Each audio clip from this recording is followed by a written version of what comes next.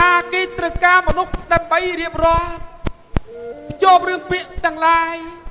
ចំណាយពេលវេលាយូរណាស់សម្រាប់មនុស្សម្នាក់ម្នាក់ដើម្បីសេចក្តីស្នេហា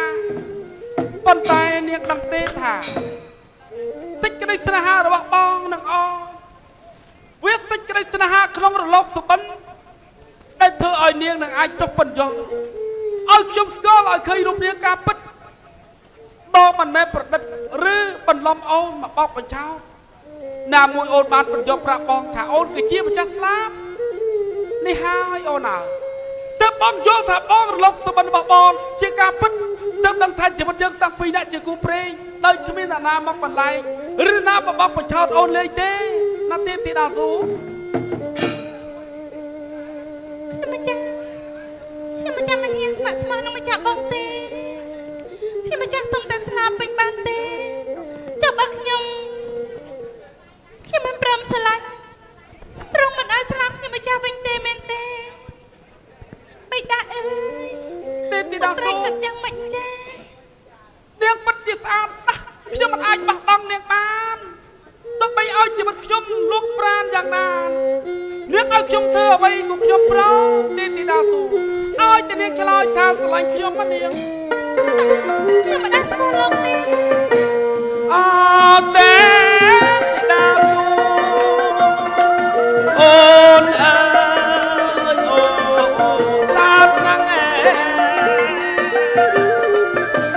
សាប់ណាស់អាសាប់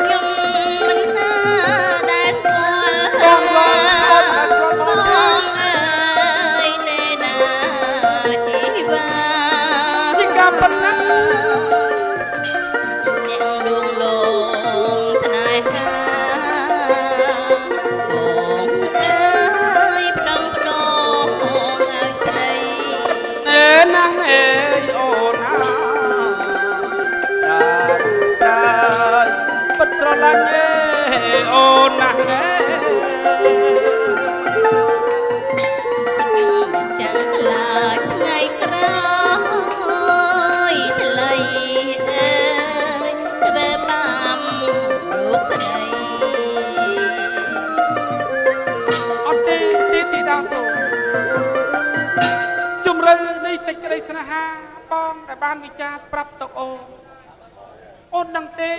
ក្នុងមួយជីវិតបងទៅហើយពេលដែលអូនចូលទៅបងពេលលងលោមឋានៈថ្នមបងនៅក្នុងសុបិនធ្វើឲ្យជីវិតបងក្នុងកែភ្នែកបង